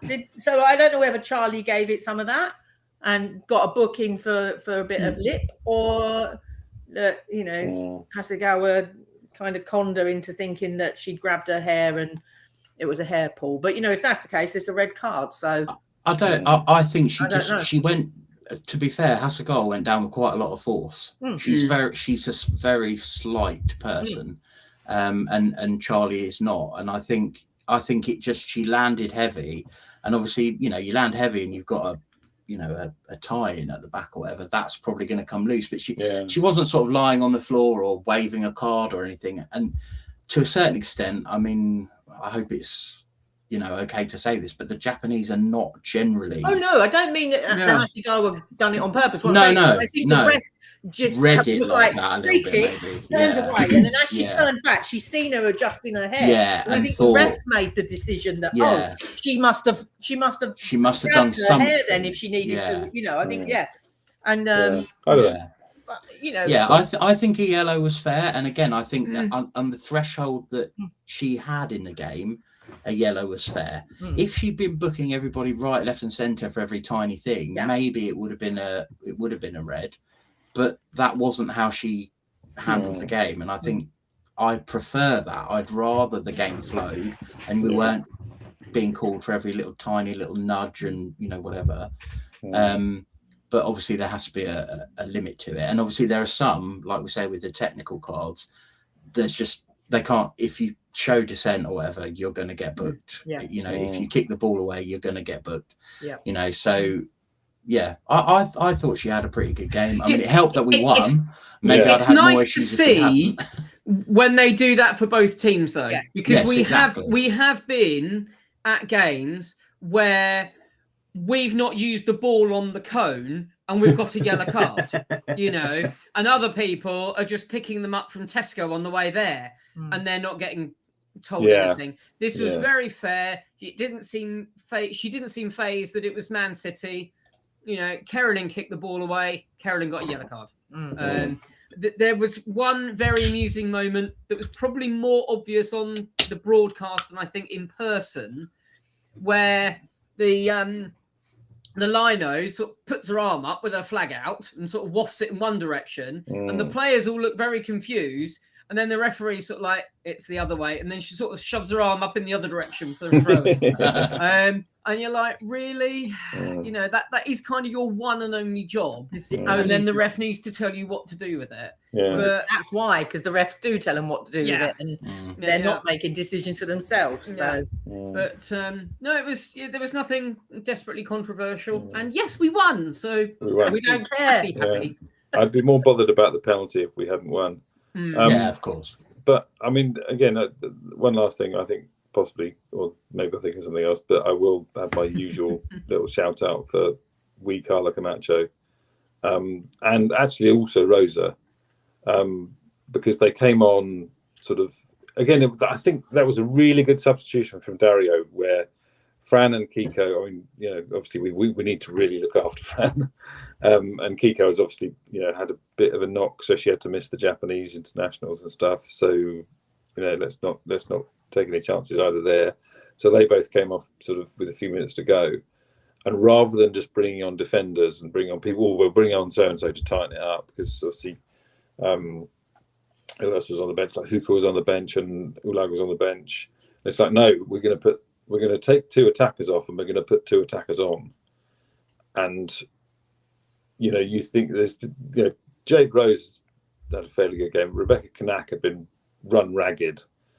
And she looks up and watches Kiko. Oh, thank goodness Kiko's gone. And this little sort of Japanese live wire firecracker comes on. So did I say Japanese? Spanish. Yeah, Spanish. This little Spanish firecracker comes on and she's like, oh no. And basically from the second she was on the pitch, Carla was all over them again. And that was the reason we weren't under siege for the last sort of 5-10 minutes, was because Carla and Rosa were up the other end making absolute nuisance of themselves. Yeah. And again, it's like you said, I think you said before, that if you've got a really quick player, they can't send their quick defender forward, or they've got to hold people back. So they still had to have pretty much a back four into the last sort of few minutes when they wanted to be packing our box. Although Kanak actually went up front, didn't she? But yeah, so those two between them, and like, you know, they're winning the ball in midfield, getting it up front. They're not going for the corner flag; they're going for the goal. I think Rosa probably should have scored. I think, you know, Carla put her through, and she took sort of 2 or 3 touches, and maybe should have hit it first time. But I think, you know, the fact that it was those two coming on, and not sort of some people to, right, they're going to be attacking our box, so we'll bring on some defensive players. It was like, no, we're going to keep as much as we can. We're going to keep the ball up their end, and it really worked. And those two, you know, again, they you know, they really. I think, you know, obviously we've talked about Carla not being, you know, she's only 20. She had an ACL, so she missed sort of a year of her career, and that kind of stuff. So she's really developing, but she's really coming on. I think she's. You know, I think, yeah, she speaks pretty good English. I don't think it's the language, but she's really starting to understand what Daria wants from her now. And she's just, yeah, making an absolute nuisance of herself, and really making life difficult for the defenders when they want to be up our end. Yeah, absolutely. And I think that kind of plays into this thing of that you don't sit back and kind of, there's a difference between trying to shore things up, you know, at 70 minutes or 60 minutes or whatever, and battening down the hatches. You can't completely give up on attacking at a certain point just because you're worried about conceding that goal. Because, you know, I think we managed the game quite well, actually. I thought we did. Once we were 3-1 up, it gave us a lot more confidence to just be like, keep playing then. And, you know, it was on them to literally throw the kitchen sink at us, and the defence was holding up, which meant that we had plenty of opportunities to, like I say, chuck one on over the top and give them something to worry about. And, you know, last 10, well, I mean, it would have been the last couple of minutes, but for the 8 minutes of extra time.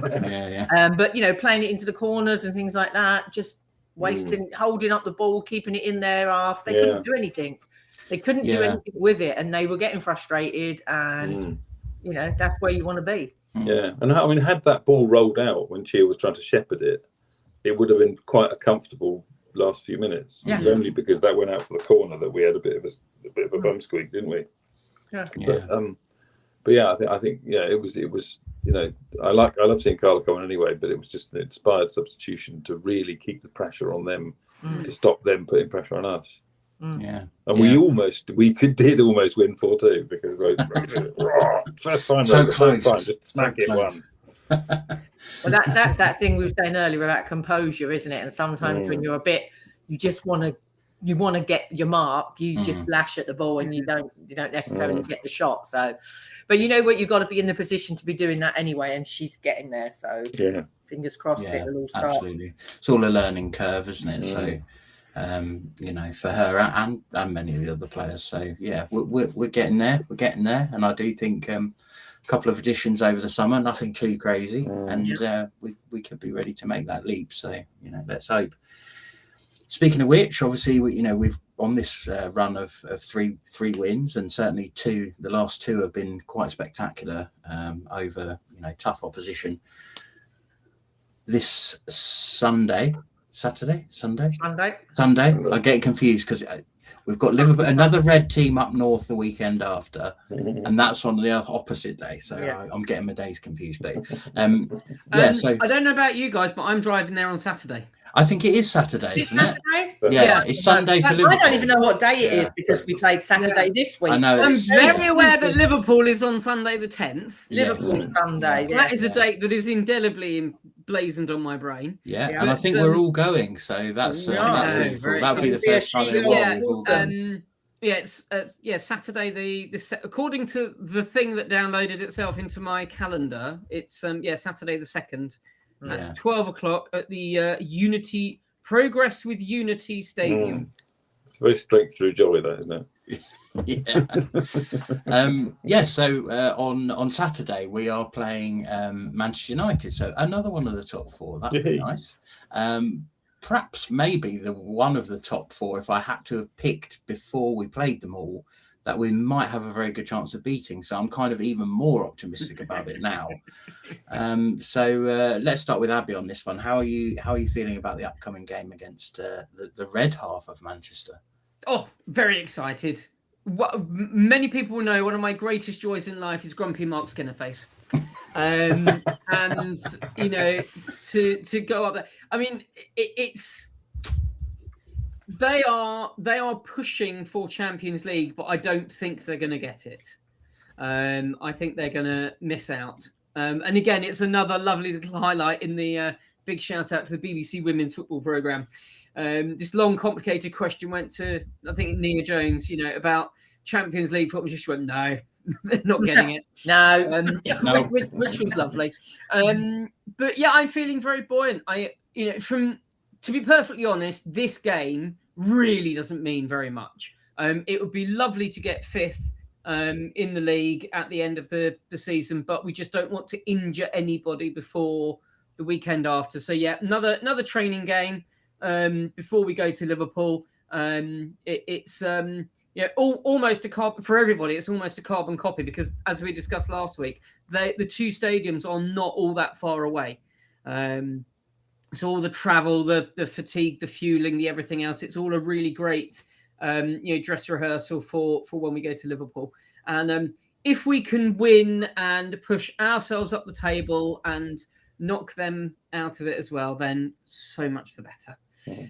But I'm very much looking forward to it. It's our last away WSL. I mean, it was going to be the last away game of the season. But, now we've got that lovely trip to Liverpool coming up. So it's going to be the last WSL away trip. And I think we're all all the travelling fans are sort of really up for it. It's going to be a nice atmosphere, and this game more than ever. I think I'm just looking for good performance, good play, and keeping everybody injury free, ready for the week after. A win would be nice, but yeah. Oh yeah, of course, yeah. But yeah, not a win at all costs. That'd be a Brucey bonus, wouldn't it? Yeah. I must admit, it wasn't my question, but one of the other journalists did ask Starry after the game about the fans and stuff, and his sort of thoughts on it were, if they go out and they play to the best of their ability, they do what they do, then the fans know whatever the result, they can still be proud of us. And I thought that was a really good insight, because we are, it's a bit cliche, we are Brighton. We are not Arsenal yet, maybe one day. We are not Chelsea, etc. So he knows as well as we do that we're not going to win every game, but that's not why we go. And I think he realizes that come what may, we're behind the team. Even if the performance isn't all that great, we'll still get behind the team. Doesn't matter. But he wants to repay us. The team wants to repay us, regardless of the result, but by giving us a performance. And I think that is a really good kind of outlook to have, bearing in mind where we are as a team. How about you, Claire? Are you excited about the journey, or the first journey up north? Well, I'm not excited about the journey, because it's a long old way in it, and these old bones are getting a bit knackered with it all. But it's the lack of sleep as well. I'm just like, because I start off at least an hour earlier than everybody else, because I got to pick you lot up on the way, and then we got to get to where we're meeting up with Abby, and then we're off. So, but as everyone knows, I support Liverpool men. So anytime anyone beats Man United, I'm just like ecstatic. It's like you lot beating Palace. I'm like, get in, stuff them. So yeah, I'm always up for a good thrashing of Man United. And yeah, I watched some of the Tottenham Man United match yesterday. To be honest, it was a bit boring, and I got fed up with it. And I thought, actually, neither of these teams look like they're not beatable. They, I think, again, if we turn up and give them the first 10 minutes to get beatable, we could be in trouble. But if we don't, if we turn up finally understanding that we can beat these kinds of teams, I think we can go up there and prove a point, because they looked a little bit kind of tired. They looked a little bit like, we've done as much as we can this season.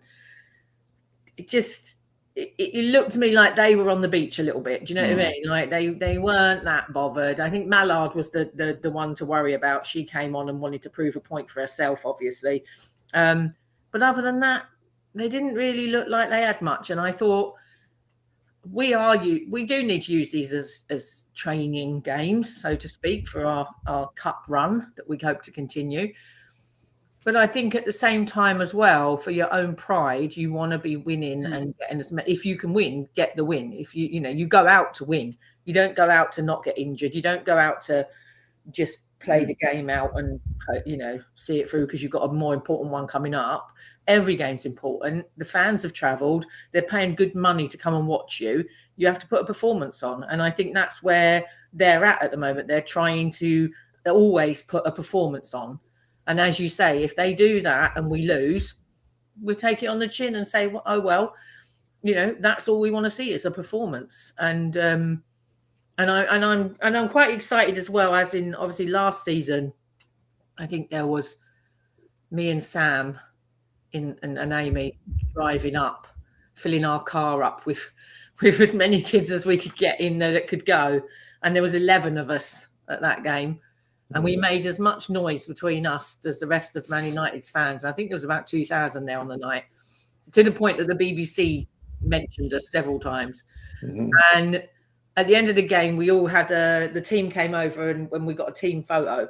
And so I would love to redo that at the end of this game, because I think there's going to be 50, 60 of us, which isn't huge considering the amount of people we are taking to games nowadays. But as a sort of a photograph of record of history of this club and the growth, to go from Yeah. having 11 fans last season to 50, 60 at the same match, I think would be a brilliant thing to kind of have documented. So, yeah. Yeah, and there's a couple of caveats to that, I think, as well, isn't there? That obviously the Liverpool game is the weekend after.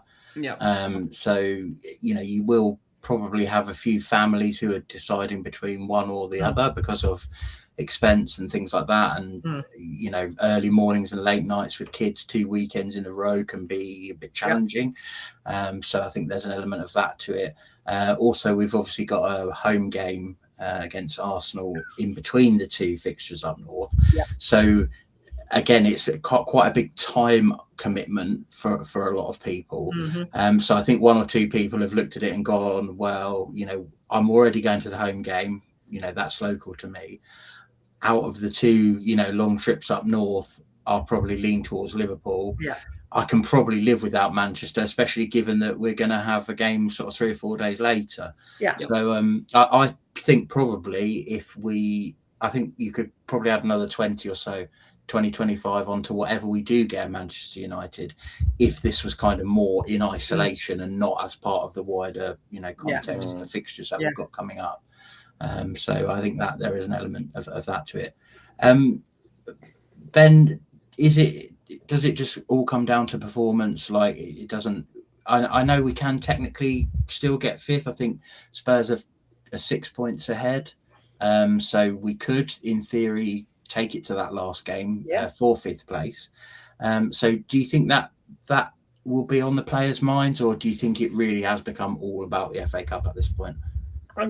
I think what's on their minds is going up and doing their thing. I think I think Darry is a damn liar when he says he doesn't look at the table. I think he's still well. I think he's telling the truth in that it only really counts at the end of the season. Yes, yeah. But I think he's looking up at the table, thinking we're 6 points behind Tottenham, and it would be great to catch them up mathematically. We can, etc., etc. But I think they'll just want to go. They've just beaten Arsenal and Man City on the bounce. They're going to want to go up there and do the same. And I think that I think it will be a largely similar team. I think if he's going to rest many players, it'll probably be against Arsenal on Wednesday.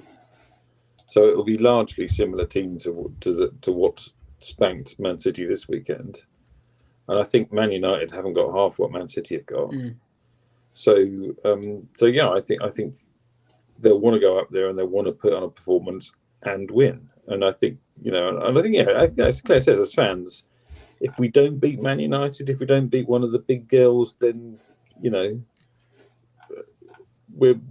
disappointed. But we understand that they're a bigger club than we are, and we are. It's not like I said. Yes, they still can't get over the fact that they thought that 6th beating 3rd in the FA Cup was a giant killing, and that that it was somehow a big surprise that we managed to beat the team at the top of the table, because teams lower down the table beat teams at the top of the table. That's how football should be. But yeah, I think we want to see them play football, and if they do, then there's no reason why they can't get a similar result. I think it's an interesting time to play Man United, because they've won one game in their last 8, and that was Everton, and it was only 2-1. So they conceded against Everton, which is like almost unthinkable. But so they were beaten in the FA Cup by Chelsea. They were beaten in the League Cup final by Chelsea. They were beaten twice by Bayern Munich, and they were beaten by Man City, and they could only get a 0-0 draw at Tottenham. So they're not really feeling good about themselves at the moment, and they now know that they are still technically 3rd, but Arsenal are a point behind them with 3 games in hand. They're probably not going to get Champions League next year.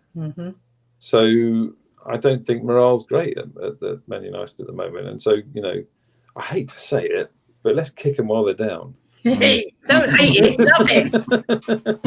It's not very sporting, is it?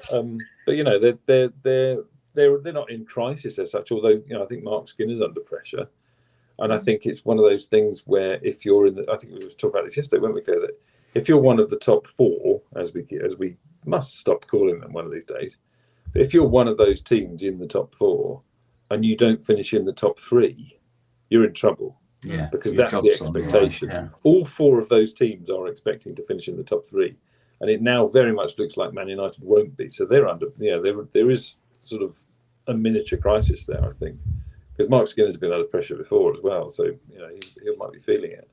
So yeah, let's just they're on the floor. Let's just put the boot in.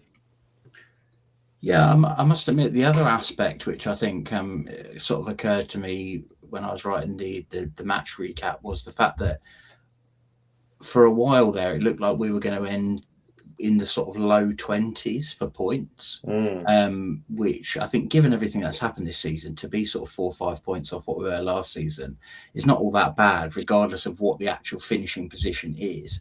But I do feel like now we're on 24 points. We did get 28 last season. I almost feel like whether we come 5th or 6th, I think that they would love to beat their points total, because if they beat their points total from last season, they set another new record for the highest points total by a Brighton Hove Albion team. So even if they did end up finishing 6th, they still would have done, quote unquote, better than they did last season. It's just that another team, we remember it was so bunched up in the middle there last season, wasn't it? Between we were all beating each other and losing to random teams and then beating good teams, and it was a bit of an anomaly, I think, that we managed to sort of finish 5th on 28 points. But yeah, if we could somehow get over that threshold, I think that would be a really big sort of moment, given everything that's gone on. So we've got 3 games to do it. So to beat it, we would need to win 2 of those games, and I think that's realistic. Well, like I say, I watched those 2 teams yesterday, Man United and Spurs, and I thought, okay, they've got outlets if they can get on the ball. But if you can stop them, if you can keep them busy because you're playing, then they're both winnable games.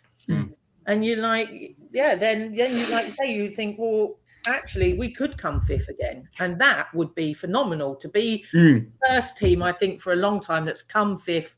And then the second year didn't collapse and fall down into 9th or 10th. Good point, yeah. To come 5th 2 years running. Sustain it, yeah. It's massive then for when Zoe starts talking to players and saying, well, come and play for us. It's a massive thing to be able to say, well, look, we're not quite there. Maybe you're the player that gets us to that 4th spot. Whereas if we finish in 9th, it's a bit more difficult and you're talking to a whole different set of players to come and play for you. So, I think it's all to play for them as a club, for them as a team. Yeah, and you can throw the FA Cup in that conversation as well.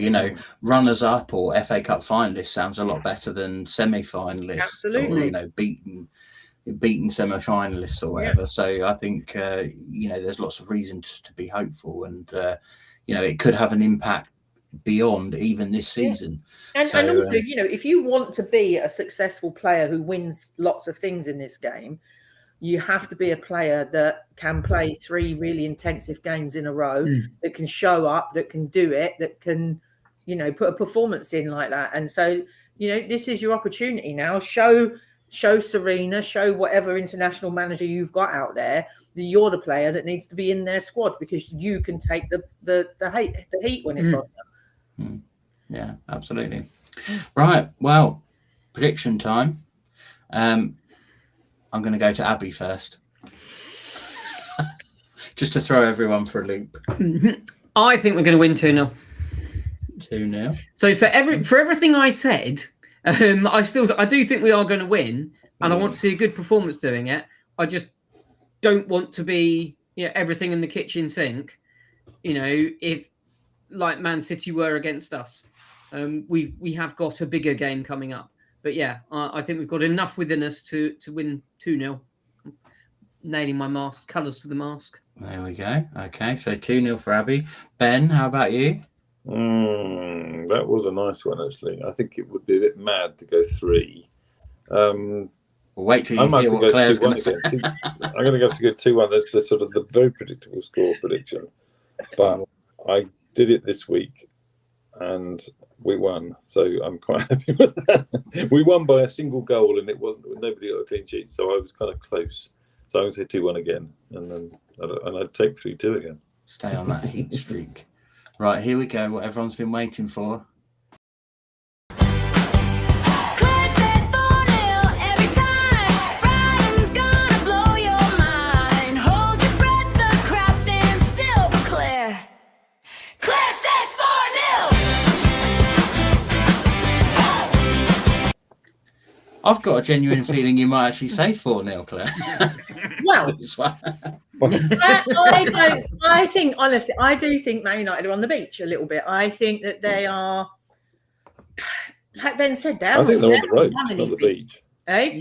I think they're on the ropes, not the beach. Well, yeah, but I mean, I think they haven't won anything. There's been something not right at that club for a long while. Do you know what I mean? But I think they got it together on the pitch, and that kind of smoothed over the cracks a little bit, and they were doing okay. But as soon as they're not doing okay and they've lost and gone out of the cups, it's all falling off the rails. And I just think, yeah, why not? Claire says 4-0. Just go for it. Yeah. I'm writing down 4-0, yeah? Go for it. Okay. It could happen. I mean, I'll take anything, but 4-0. Let's do it. Yeah. Come on, Maddie Let's Haley. have You them. want a hat trick? You're on it now. Okay. Not a ton of good options for me. Yeah. I felt I've given you 1-0 still and the 2-0. That's true. That's not true. 3-0. 3-1 you can still have. 3-0. 3-0. I think I'll go 1-0. No. I think I'll go 1-0.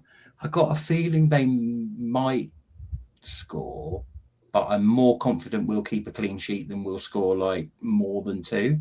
So yeah, I'll go 1-0. But yeah, I think, isn't it nice to just go into some games with some optimism and you know, the freedom I think that FA Cup victory has given us has essentially said, look, whatever happens with anything else, we've got this. Let's concentrate on that. And actually, what's happening is that almost feels like it's just let the handcuffs off. It's we're now like we're playing with freedom. We're just doing what we want to do. Hang the consequences, you know, and the consequences were we went out and beat Man City. So absolutely, you know, hopefully we can play with the same freedom. They shouldn't feel under any pressure from us. The pressure is all on Man United. Exactly. It's all on Man United right now because, you know, all that I just looked on the BBC and it's literally the first thing on it is Champions League at risk for Man United. So what next for Skinner? Pressure is on. He needs a performance, and I don't think his team are up for it, to be fair. Yeah. I think he's got a couple of players who are up for it. One of the things that they were a bit short on in the centre of their defence is pace. They started with Maya Letizia and Millie Turner at the weekend, neither of whom is particularly quick, and neither of whom is particularly amazing. And Millie Turner's not bad in the air, is she? But I think she's okay. She did get a kick. She had to come off in that game. So I don't know whether I'm assuming she'll be fit. I think it's probably better to assume. She was replaced by Gabby George. Yeah, so, they're not blessed with a ton of backup centre backs. Put Kiko and Maddie up against those two. Quite happy with that. Yeah, I like that matchup. Absolutely. So we are going to have a loan report, and also we're going to catch up on the result from the PJ Cup. I just wanted to throw a couple of things in between. So one is our SheGulls awards for this season are out at the moment. Obviously, if you're listening to this, they will be closed, so disregard if you are an audio listener. However, if you are watching this live or on catch up, please do head over to I think it's on X, Instagram or Facebook, one of those. Click the link. It's a Google form. You just click for the player for each category, and that will close Tuesday the 28th of April at 10 p.m. And then we will do the draw for who gets what player. So basically, 4 very kind people have put some investment in to the trophies to be awarded. So we will be deciding by random number, random generator, whatever you want to call it, who will be presenting which trophy. So just to keep it fair, so that we didn't end up with one person disappointed, or just keep it all random, keep it all friendly, and they will be manufactured over the next couple of days and ready to present hopefully at the Arsenal game next week. So obviously it leaves a slight niche in there for something to happen in between, which is why we haven't done goal of the season this Yes, season. because we got caught out with that We got last caught year, out with that didn't we? last season, yeah, because there were probably at least 2 goal of the season Kelly and candidates. Fran. I think the club did as well. Yeah, I think they probably Everyone did. Yeah, does. yeah. So we've gone a little bit more something that has been throughout the season this time, so no one can sort of kind of come up on the rails or anything. But yeah, do go and vote. Do watch the presentation. Once I get more information about what we're going to be able to do and how we're going to do it, hopefully we can let you guys know in good time. And then if you want to watch at the side of the pitch or whatever as we do the awards, that'd be fantastic. We'd appreciate the support. So Tuesday the 28th, 10 p.m, that's when the vote will close. So as long as you're listening to this before then, you have still time to go and vote on that poll. Also want to shout out the fact that there is finally some women's merchandise in the Brighton Hove Albion shop. And by that, I don't mean like women's sizes and stuff, because actually, to be fair, the club are quite good with that. It's more the fact that we've long wanted something that just said Brighton Hove Albion Women or BHAFC Women, whatever it may be, but so that we can show that we're supporters of the women's team, because people often will just assume, I happen to be a fan of the men, so does Ben. But Abby has mixed loyalties. She's got Eastbourne Borough, and obviously Claire, like she says, is a Liverpool fan. So we want to be able to celebrate the fact that we're fans of the women's team, but for so long, there just hasn't been anything for us to be able to do that. So the club have produced a scarf to sort of commemorate the semi-final, which I believe, if you order when it goes back on sale very soon, I hope, due to a few grammatical errors, which Ben and others pointed out, had to be removed, because it did say, was it Brighton Hove Albion Women's? It's women's, Women, no apostrophe. Yeah, they put an extra bit on, really. So and they also said to celebrate something to do with Wembley, when obviously we're not at Wembley yet, so hopefully that's not a bloody jinx, because I'm blaming that person if it is. But yeah, I think we'd all have probably preferred a scarf that said Brighton Hove Albion Women, just that, so we could use it like I don't know why we ongoing. can't have several options. Yeah, I mean, what you want. Do you know what I mean? Like it doesn't make sense, because these things are generally print on demand nowadays. I mean, I don't know. Actually, interestingly, I took my daughter back to uni yesterday. She's in Birmingham. And on the way back, I was driving sort of south through Birmingham, and I stopped off at a certain fast food outlet. And there was actually a woman with her daughters there, just leaving as I came in, with a Birmingham women scarf on. Yeah. So obviously they just been to St Andrews, and we'll get back to that later, because that kind of really strange things going on. Yeah, absolutely. And I mean, like we said, we've got a scarf that says Brighton Hove Albion, hopefully women, it will say, or at least women's with an apostrophe. And on the other side is the semi-final, the details of the semi-final, which is great. But then a lot of people don't then want to wear that for like years to come, because it's got an old game on it. Yeah, well, yeah, I mean, there's that as well. I wear my scarf that I always wear. I'm not going to wear a new one anyway, even if I buy it. But when once the FA Cup's over with, you're either in the final, in which case you're going to want one that says you're in the final. Yeah. Or you're out of it and you're never going to wear it again. So and you don't want to remember the fact you nearly got it. And you're sort of like, as a fan, I want to support the idea that they're getting these things. But then I think to myself, but I don't really want it. I want one that just says Brighton Women that I can wear anytime. It's that sort of dichotomy where you want to buy one because you want to show the club that we will buy women's merchandise. But equally, that isn't quite the women's merchandise we would like to buy. I might as well just go and donate 15 quid to the coffers and say, there you go, have that. Yeah. In lieu of a scarf when you get one, please. I mean, to be truthful, we want lots of things and nice imaginative things, but if they could start by just putting BHAFC Women on both sides, that would be a start, because then you can wear it for as long as you like, any competition. Etc., etc. So, but they're doing something. That's what I was going to say. I'm going to go and get one as soon as it's. But I went to buy one today, but it's temporarily unavailable. We hope. because yes, small spelling errors, but for me, it's a memento of that game. And there are some people that like mementos of the games, and if they're not going to do, well, I mean, I think Liverpool do programs, so They we'll all do, get one of correct, those. yeah. Brighton doesn't, so it's another memento of the game. Some people do like collecting these things, but it is a step in the right direction, which is quite nice. Yeah. And I think in context, it's a selling point. It's another way of contacting other fans of Brighton. So they've already said, do you want to come on the coach? It's 20 quid. You know, they've already said, we're there. How about this? Now this is another way to say, by the way, this really important thing is going on. Would you like to buy this scarf? Yeah. So it's, you know, I'm not unhappy about it. You know, it's all a step in the right direction. It's one of the biggest games that the women have taken part in. So let's celebrate it. Absolutely. I should be sticking with my tried and true scarf for the day, because I don't want to jinx anything. I think in context, match scarves are fine, but what you'll find is Brighton Hove Albion probably have about 12 just general Brighton Hove Albion scarves, and then they produce match scarves as well.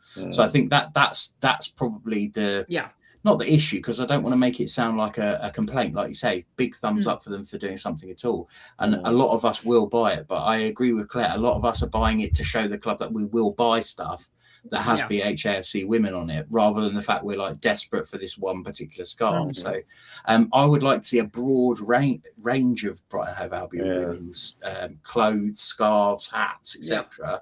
And then you augment those with other things. You know, I just remembered that I had my scarf rolled up in my pocket on Saturday because it was quite warm. So I now think I've got to do that every week, haven't I? Yeah, probably. Certainly in the WSL you have to, yeah. I am not going to the emergency dentist every week just so we can win a game. Really? Well, you might be banned from coming now after that, because you've missed the last two. And we've won them quite convincingly, so you know. Wasn't there a game, Claire, that you went to where you had to turn around because the traffic was ridiculous, and then we won? That was Leicester last year, Not last year, year before. Yeah, because you did every game last year. And we said next time you're gonna have to go and drive the same route for 2 hours. Yeah. Because I think that was one of our slightly rarer wins that season as well. So I think it was a scary 3-2. Yes, it was on the telly, so I was able to put while we were stationary, I could have my phone on and watched it on the TV. So it wasn't all bad, but it wasn't fun. There you go. So to close off the podcast, I shall hand it over. Hold on, I'm getting it ready. To Ben for our loan report. Are we ready? Here we go. Ben on the ball, Ben on the mic, talking women's football every day, every night, from the first big tackle to the last late goal. Ben's got the game, Ben's got the soul. He has indeed. Ben's shirt says skin.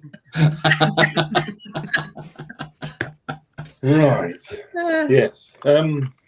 See, I've got my notes here because I was a bit disorganised last week.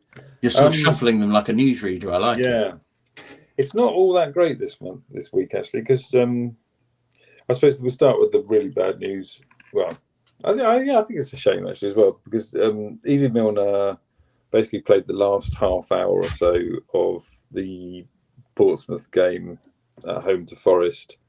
I don't think it made any difference anyway, but they were beaten 1-0. It was a sort of really weird, sort of bizarre goal from a corner quite early on.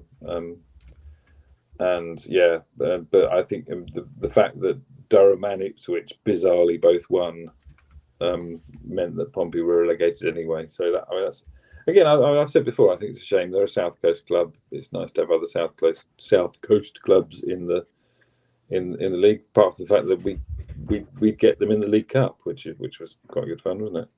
And I think it was great that we had there's a team that's been in the last couple of years in the WSL2/Championship that we've been able to lend players to, and they've played them. Yeah, that's true. I mean, obviously, both Grace McEwen and Lily Dent both did their ACLs while they were there, but they were getting regular minutes. And Evie Milner, since she's been there, has been getting regular minutes as well. So they're going down to the National League, which means they'll be playing against Lewis and teams like that. Hopefully, they'll be able to keep hold of some of their players, and hopefully they'll be able to make a punt at coming back up again next year.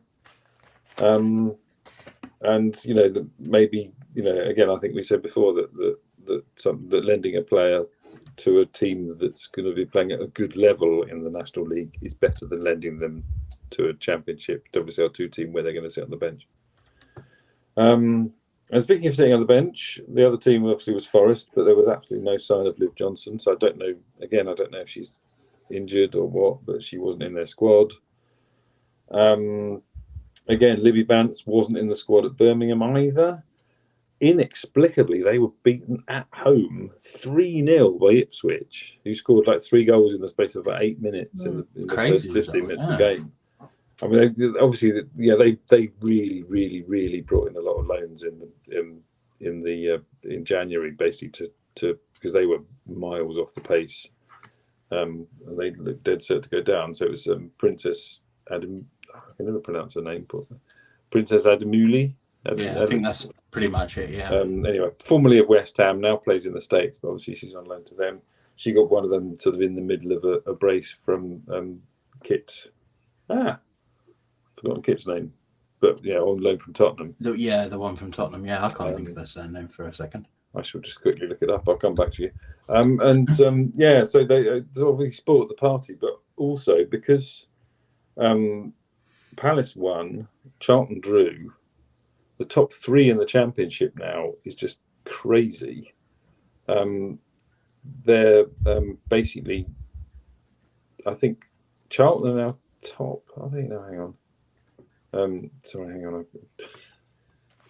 I was organised. I was. Hang on, where am I going? Yeah, basically the top. They're all within 2 points of each other, or within a point of each other. And obviously, it's the last game coming up at this weekend. And Birmingham are playing at Charlton. So whoever wins that game would be the champion.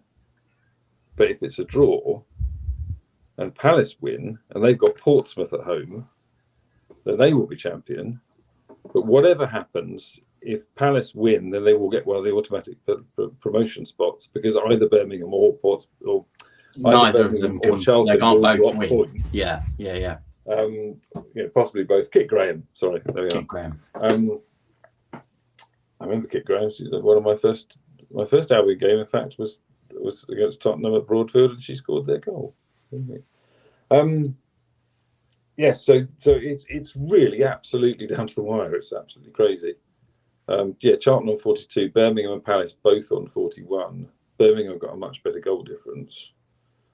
But it's any one of them could win the title, any one of them could get the second automatic spot, and any one of them could get the playoff place. Although, they'll have to play Leicester, and at the moment Leicester are not looking terribly confident in themselves. Shame for Evie. Obviously she's not a Portsmouth player, she's only on loan, so it's not like her team got relegated, but it's not nice. But the other two, Livy and Liv, where are they? Mm-hmm. So north of the border again, Jess Pegram played the first hour or so for Rangers. They were beaten 1-0 at home by Hearts, which is strange. Not really expecting that. But Hearts are now top. Rangers are down to third. But I suppose other news from there is that Rangers just had their player awards, and Jess was nominated, but sadly didn't win. But she was nominated for the best young player of the year. It was won by Laura Berry, who's I think also only 18. They've got a lot of young players actually, so it's quite a sort of heavily contested award. Katie Wilkinson won their player of the season for scoring like 75,000 goals and that kind of stuff. So that's Britain. Not all that great for our girls that week. No. And then over to Scandinavia, to Sweden to be exact. AIK didn't have a game, so nothing to report. Goals or otherwise wise for Olivia Garcia. But Melina Lurk was in action again for Hammarby, the first leg of the Europa Cup final against Häcken. It was the Hammarby home leg. So obviously it's two-legged, and obviously when they organised it, they probably had in mind 2 teams on opposite sides of Europe. Yeah. They're actually 2 teams on about sort of 50 miles apart or something. Yeah, so then unfortunately Hacken won that 1-0. It looked like, from the highlights I've seen, it looked like Hammarby had the best of the game, but they were caught on the break, and Monica Yusubar basically and Felicia Schroeder basically were just charging in on Melina, having a chance whatsoever, and so Schroeder scored. Second leg's on the 1st of May. Hopefully they can claw that back, and maybe they can take it to penalties, and Melina can be the hero again. We can hope. But yeah, so that's I think the Swedish league season will be starting again next weekend. So that's right. So ARK will have a league game, and presumably Hammarby won't until later because they'll have that final game.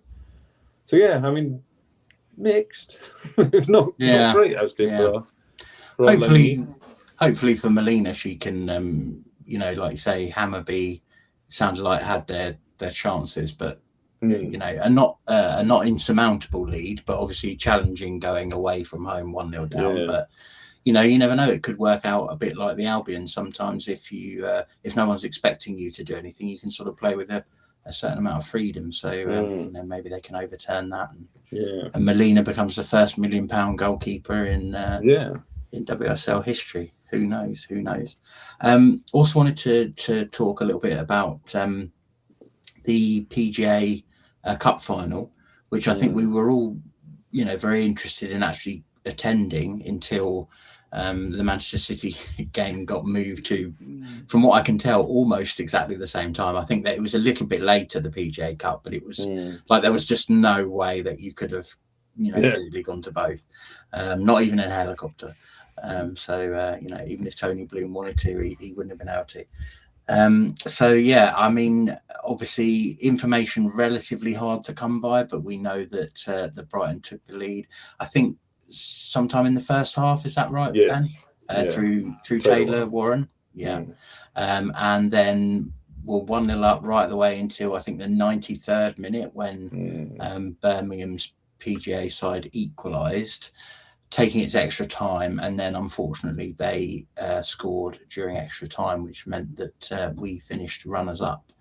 But certainly a lot of credit goes to the girls. I know we were missing 1 or 2 players. Whether we think there might have been an injury or 2, it's possible, I guess, that 1 or 2 of them were also on standby for our league game, in case of injury and stuff. So it's a learning experience. I think a lot of underage football is for the learning experience, not necessarily the glory that we would associate with sort of first team football. But even so, you get to the final, you want to win. As Charlie points out, they were all, rightly proud of themselves for what they did throughout the tournament and obviously in the final itself. So commiserations to them, but also, we're behind you. We're proud of you as well, and hope to see a few of you very soon. In the first team. So there we go. I would add to that. I mean, like I said, I think one of the key figures missing was Patience Fergus, who seems to have got some sort of injury, but we don't know the details of, so don't want to speculate there. But it was captained by Grace McKeown, which is it's great to see again, sort of back on the field, getting regular football and stuff. So looking forward to next season. We'll see what she can do, wherever she'll fit in. So I think you're allowed a certain number of overage players, aren't you? And she's not that overage, but a little bit older than I think she's still under 21, so she might be okay. Probably. But she's round about, I think she's either 19 or 20. I think you're right, actually.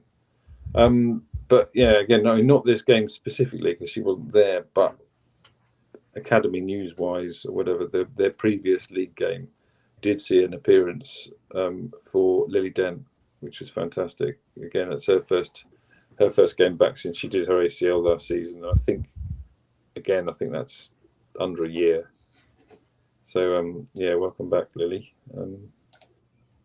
Yeah, again, hope to see her in and around the first team over the Mm. summer and see what she can do. Yeah. So yeah, things to be positive about anyway, at least.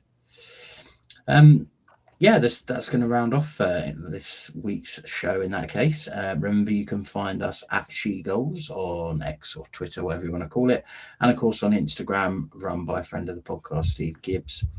The poll, the vote, if you are within the timeline, is up on Facebook, Instagram, and X. So any one of those will send you to the right place. So keep an eye out for that if you're over there perusing the social media. You can find us, of course, at shegulls.com, where you might like to read my latest match report. It was rather a long one this time, a lot of goals to cover, a lot of discussion points. So yeah, if you feel so inclined, you'd like to read that. Nothing too controversial, but hopefully some points that the kind of mass media would not be so attuned to. So yeah, give that a read by all means if you'd like to, and of course find out about our other areas of interest, including Patreon. Thank you very much, of course, to Ben and Jess for their continued Patreon support. Much appreciated. Give you a shout out as always. You can find us on Facebook, as I say, just pop SheGulls podcast into the search bar. That should bring us up. And of course, while you're there, give Brighton Women fans a follow at the same time for more general Albion chat. And so I think all that remains for me to say is a massive thank you to you, Ben. Well, thank you. An enormous thank you to you, Claire. Thanking you. A gigantic thank you to you, Abby. Thank you. And I shall say this has been the SheGulls podcast, powered by Albion Obsessed.